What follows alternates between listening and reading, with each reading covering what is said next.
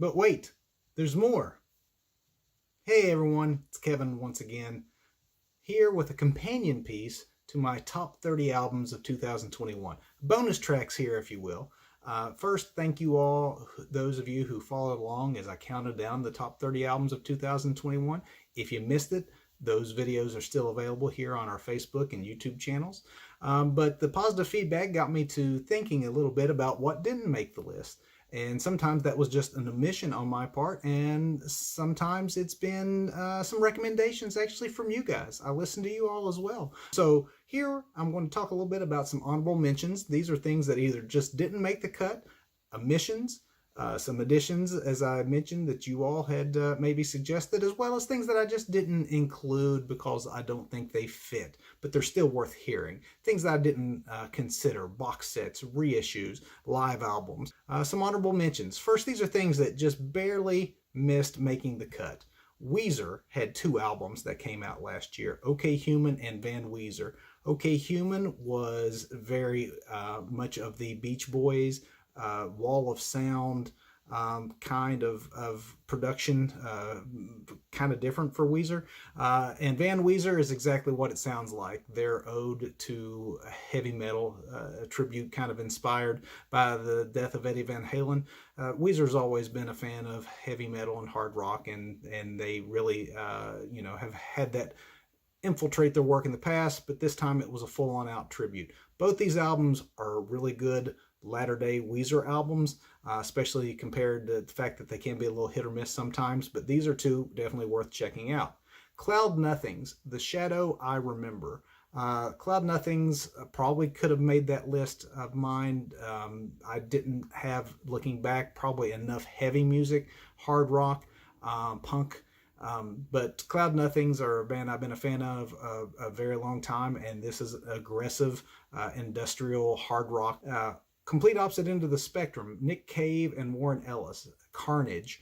This is a duo project of Nick Cave and one of the members of the Bad Seeds, and much like Nick Cave's latter-day work, recent work, it's very ethereal, I guess you would say, very sparse, not so rock heavy as his earlier work, but definitely if you like things like the Skeleton Key, I think that this would be a great addition, or at least worth a stream or two.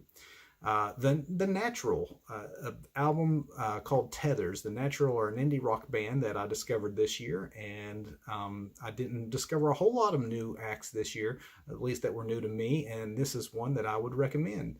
Django Django is a band that, if you like electronic rock music, or a sort of a progressive dance music, if you will, but Glowing in the Dark is the album they put out this year, and I think it's right up there with their debut album. Ice Age is a band that I have been into for a while, and their album Seek Shelter that came out this year is one that also, if you are an indie rock fan, again, a little post-punk, a little on the aggressive side, probably should have had it on my list just to balance out the fact that I didn't have, in my opinion, enough hard rock or heavy rock and metal. But Ice Age, they sort of calmed a little bit. It's still aggressive, but it is definitely different for them, and I think the difference shows some artistic growth, that you can still be heavy while also changing things up a little bit, and so Ice Age did that on Seek Shelter. Speaking of heavy, again, it seems like a lot of these near misses are metal or hard rock and punk bands, but Dropkick Murphys, longtime Boston band, punk act, Turn Up That Dial is the album that they had that come out this year, and very much of a piece with the Dropkick Murphys catalog, just barely missed making my list. His Golden Messenger, Quietly Blowing It. This is a singer-songwriter, a rock and roll singer-songwriter who has been very consistent for a long time, is a great live act, and it is definitely worth your time to give his latest a listen. The Flatlanders, they first came out in the 70s, and they're really a sort of an Americana country folk supergroup. where the individual members went on to have greater success apart than they ever did together with their debut album. Well, they reformed in the last 20 years, and even though they don't do a lot together, when they do all come together, it is definitely worth your listening. And so the latest album by the Flatlanders that came out here in 2021 is one that is definitely worth your time. Then there's Damon Albarn, who is the lead singer of both Blur and the Gorillaz. The Nearer the Fountain, More Pure the Stream Flows is the album he came out with this year. It's not the Britpop of Blur. It is not the dance, rap, rock hybrids that you get with Gorillaz. In fact, it is his commentary on the attack against the natural world that we have going on, and a love letter tribute to his beloved Iceland, which is where he spends a lot of his time now and has a home there. Then you have Neil Young. Neil Young came out with an album so late in December that I really didn't have as much of a chance to take it in as I probably would have if it had come out earlier and maybe could have possibly made the list. Probably not. It's still, I think, a near miss because it is latter-day Neil Young. Therefore, it is more immediate than it is perfect. I think Neil these days is more intent on getting albums out than he is on perfecting the song. So as such, it does ramble at times, but it also contains some of his more inspired moments that he's captured, and that has everything to do with the fact that he recorded this album with Crazy Horse, who is his most sympathetic backing band that he's been with since 1969. Whenever he brings out the horse, it typically brings out the best in Neil Young, and it's definitely worth a listen. There's several songs, of course, that aren't going to be up to muster. Lyrically, Neil these days is a little too on the nose, but when he still locks into one of those jams with Crazy Horse and the guitars kick in, you can still get lost. So Nils Lofgren from the E Street Band is back in Crazy Horse. He hasn't been in Crazy Horse since the 70s. So those things all combine to make an interesting listen if you're a Neil Young fan. Then there's an omission that I just totally forgot was a 2021 release because it came out all the way back in February. But had I remembered and had it kept a better note of it, it certainly would have made my list. I would say not even top 30, possibly even the upper part of the 20s, right close to maybe even my top 10. That's how much I loved this album and how upset I was with myself when I realized that I had left it off. But the Hold Steadies, Open Door Policy. This is an album from the Craig Finn and company that is, to me, a perfect mix of what the Hold Steady used to do really, really well with what Craig Finn has done on his solo albums. And that is, Craig, as the songwriter, the quiet songwriter, has married that type of writing with the intensity that happens when he's fronting the Hold Steady. So those two things combine to be, I think, one of the most affecting Hold Steady albums in a very long time. So my apologies to the Hold Steady. Again, a heavier album, a rock album that probably should have made my list. As I mentioned at the start, I really enjoy hearing what other people have been listening to. And so one of my friends, Ken, thanks to you, Volbeat, who was not on my radar, but Servant of the Mind is an album you recommended that was on your list. And yes, very good metal album. Vocally speaking, the guy kind of reminds me at times of Ronnie James Dio. So if you like that old school style of metal, opera metal, if you will, it's extremely catchy and fun, as well as being heavy. And yeah, thanks, Ken. That's definitely a album I'm happy that I checked out. So see, I do listen to the recommendations of my friends, which leads me to my friend David, who had on his list several albums that actually I'm wanting to give some honorable mention to. First, two bands that I have loved in the past that I didn't even realize had new albums out. And if I had known, I would have given them a listen. So I went back and listened to Vintage Trouble's Juke Joint Gems and the Ruin Brothers Ultra Modern that made his list. Loved them both. Ultra Modern and the Ruin Brothers, they're sort of a 50s, 60s kind of retro throwback, but they kind of modernize things a little bit. They have great harmonies together. And then with Vintage Trouble, we're talking R&B and soul music. and both of these albums are definitely worth your time. One album that David had that I had no previous knowledge of is a artist by the name of Leah Blevins, and she is an Americana act with an extremely country voice. But if you missed her debut album, First Time Feeling, missed it like I did, it's definitely something that you need to correct, because I corrected it and realized that yes, this is a definite talent and an artist that I'm going to continue to watch as we move forward. Then some things that maybe just didn't make my list because I didn't feel like they were probably applicable.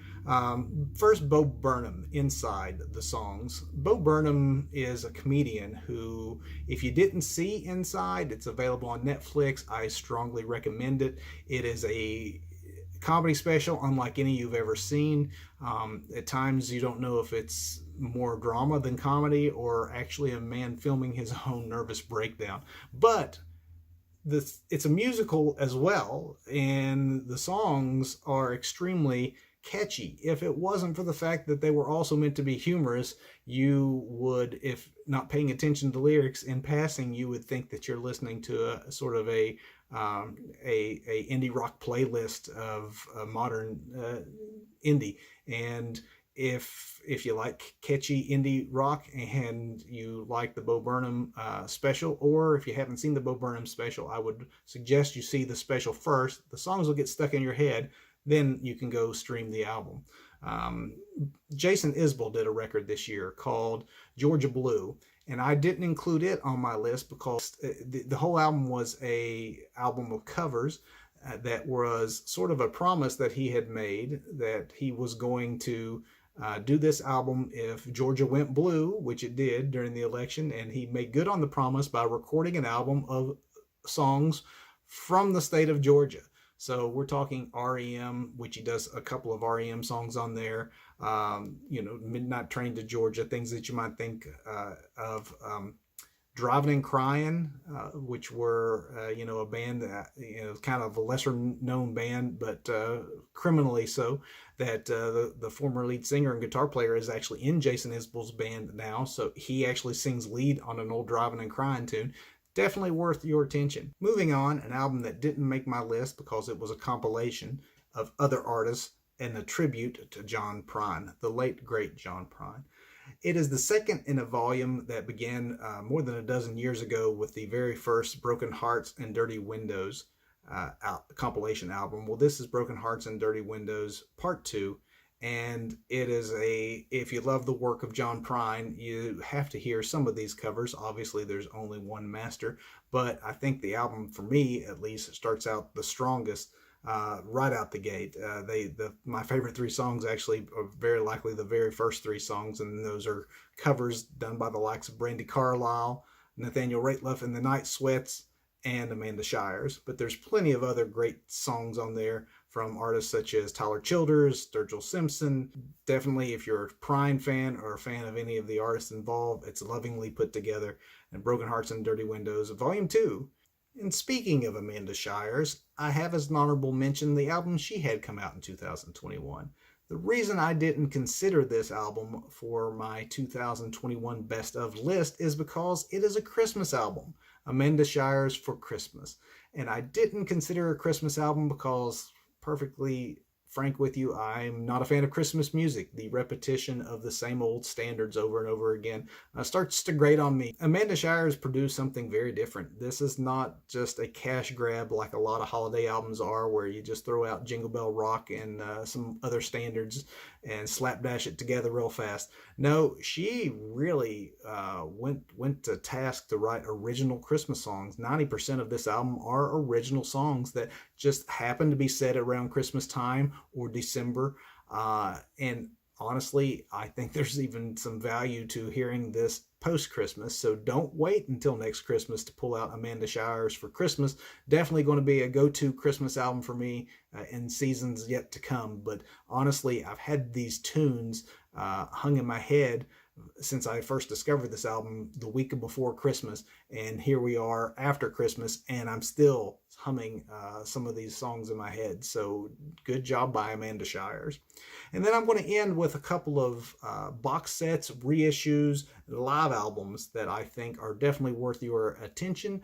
And we'll start out with Bruce Springsteen and the E Street Band's The Legendary No Nukes Concert. The No Nukes Concert was a benefit show put on in 1979, so that means it comes right on the heels of Springsteen and the E Street Band's 1978 tour, which to many Bruce fans, they will argue is the creative peak of this band in the live setting. The concerts of that tour, the Darkness on the Edge of Town tour, are legendary. The band had been off the road since that tour had ended and were on the way to making the river. So this was a one-off appearance in 1979. And it was also, because it was a bill shared with others, it was 90 minutes. And as any of you who have ever seen Springsteen know, it's always going to be at least a 2.5-hour show, sometimes stretching somewhere between 3 and 4 hours. So 90 minutes was a short amount of time to get all their stuff in. But what they did instead was distill all the energy of their 3-hour show into a 90-minute show, all killer, no filler. In fact, the tempos are so brisk at certain points, you think that perhaps they are being influenced by the punk rock movement that was happening at that period in time. It's some of the most breakneck speeded up versions of things like Born to Run that you're ever going to hear, but the energy is absolutely off the charts. There's only been a few of these songs in the past ever fully released, and that appeared in the No Nukes movie itself and accompanying soundtrack. But now we have the whole thing, not just on vinyl and CD and streaming, but also visually. It comes with a DVD. Go for the box set that has the DVD. Don't just stream this, because the visuals to actually see the band in its prime is absolutely phenomenal and very much worth checking out. Also worth checking out, the Beatles, Let It Be. What would end up being the final album for the Fab Four also has its own place in history, but there's some controversy on the production of it and the controversy of, what happened in the making of the album. All of that drama plays out on the screen in the Let It Be documentary. I would definitely suggest that even though this box set is worth your listen, definitely check out on Disney Plus the full documentary, because it completely rewrites the ending of the Beatles, in all those preconceived notions that it was Yoko that broke up the band, or that it was Paul being domineering that broke up the band. All of that is on display, but it's way more nuanced and complicated than that. You see Yoko, yes, right there for almost everything, glued to John's hip, but you also see the Beatles interacting with her in a way that shows that they don't so much resent her, as they're all just kind of growing apart. And as they do, you do see Paul McCartney getting domineering. But instead of it just being that the totality of that story, you get more nuance into the fact that he is trying desperately to keep these folks together and moving forward as a band. And at times he's the only one that seems to be interested in doing so. George quits because he's underappreciated. George comes back. I mean, the drama that unfolds is absolutely breathtaking, that so much of this was captured and has remained in the vaults for 40 plus years. But the accompanying box set has a beautiful remaster of Let It Be, as well as all the outtakes and alternate tracks. And some of those include versions of songs that the Beatles would record solo that they never ended up doing as a band. Things first brought to the Beatles but would end up on solo albums as they splintered apart. So Let It Be, one of the best box sets of the year and worth a listen. And then I will end with what I think might be the best reissue of the year, and that is Radiohead's Kid Amnesiac. So Kid A and Amnesiac are two albums that really kind of define an era of Radiohead, when they went from being a guitar-based rock band to an electronic-based rock band. And at the time, it was very confounding to a lot of folks who thought that they'd already followed Radiohead pretty far to a ledge and that they couldn't go any farther. And then Radiohead did go any farther, and time has proven them right. Some of the reception at the time to Kid A was either people loved it or were just confused by the sounds that they were hearing, because it was so different than anything else. It really was an artistic leap of faith that Radiohead took with Kid A. Amnesiac was sort of a sister record. It was recorded at the same time, but unfortunately has always lived in the shadow of Kid A when it is really well done on its own right. Now, what we have with this box set are the 2 albums lovingly remastered. They sound fantastic in the remastered form. And then a disc of bonus tracks, B-sides, outtakes, things from the period that really tell and help complete the rest of that story of that time of life for Radiohead. So that's my list. Those are the honorable mentions of 2021. So thank you all very much for following along. Again, all my top 30 albums, if you haven't seen any of those videos and want to go back and revisit those, they're available. But these are all albums that should have made the list, could have made the list, just didn't for one reason or the other. Check them all out. Thank you, and thanks for following Storytellers.